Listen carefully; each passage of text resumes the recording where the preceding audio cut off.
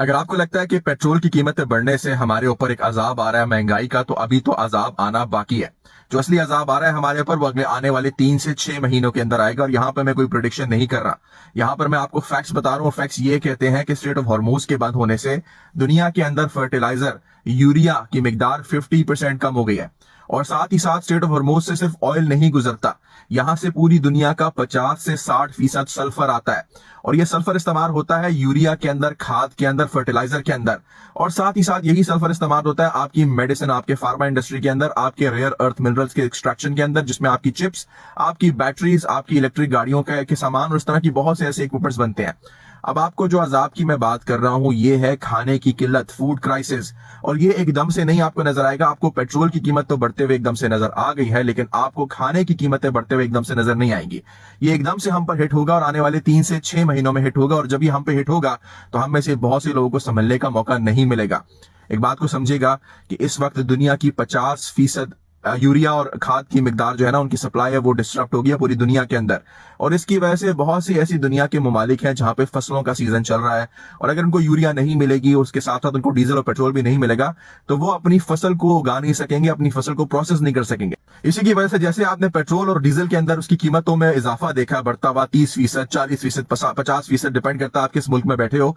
लेकिन आपको अपने फूड के अंदर, आपको खाने के अंदर जो है ना 50 से 100% या 200 से 300% तक भी कीमत के बढ़ने का नजर आ सकता है। और मसला यह है कि जब तक आपको ये चीजें नजर आएंगी तब तक बहुत देर हो चुकी होगी।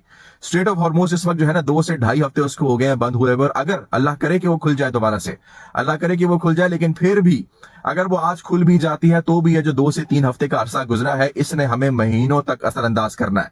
और अगर ये नहीं खुलती तो दिन के साथ साथ हमारे फार्मर्स के पास यूरिया की कमी हो रही है, दिन के साथ साथ हमारे फार्मर्स के पास पेट्रोल और डीजल की कमी हो रही है। तो जिन लोगों ने अभी खेती करनी है उनके लिए यूरिया ही नहीं है, और जिनकी खेतियां तैयार हो गई हैं उसको प्रोसेस करने के लिए, उसको निकालने के लिए उनके पास पेट्रोल और डीजल ही नहीं है कि अपनी मशीनरी के अंदर चलाएं।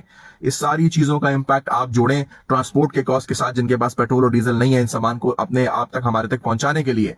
ये 3 चीजें जब हमको हिट करेंगी तो इसमें महीने लग जाएंगे, लेकिन जब ये हिट करेंगी 3 से 6 महीने के अंदर तो इसका असर बहुत ही बुरा होगा। इसलिए मैं कब से आपसे कह रहा हूं, खुदा के लिए कम से कम 3 महीने का जखीरा करो, कम से कम 6 महीने का जखीरा करो। जिसके पास 3 महीने के पैसे हैं वो 3 महीने का करे, जिसके पास 6 के हैं, जिसके पास 1 साल के हैं वो 1 साल का अपने पास राशन ले ले। क्योंकि ये जो कीमतें आपके और हमारे ऊपर आने वाली हैं अनकरीब, और ये मैं प्रेडिक्शन नहीं कर रहा, ये मैं आपको फैक्ट्स बता रहा हूं, ये कीमतें जब आप तक पहुंचेंगी तो अच्छे से अच्छे सरमायादार की चीखें निकल जाएंगी।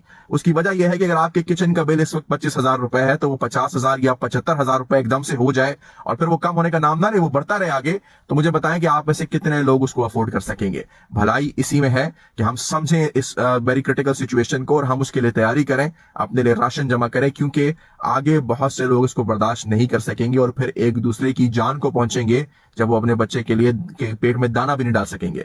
आपको अगर इन बातों पर यकीन नहीं आता तो खुदा के लिए जाकर रिसर्च करें, जाकर गूगल पे देखें, आर्टिकल्स देखें और जाकर देखें कि किस तरह से आपका 50% यूरिया बंद होने की वजह से आपके खाने पे कितना बुरा असर पड़ सकता है। मैं अल्लाह से दुआ करता हूं कि अल्लाह ये बेहतर करे हमारे लिए सिचुएशन, हमारे बच्चों के लिए, हमारे लिए बेहतरीन बनाए, और इस महंगाई के जिन से और ये जो आगे किल्लत आने वाली है खाने की, इससे हम सबकी, हम हमारी फैमिली उसकी हिफाजत फरमाए। आमीन।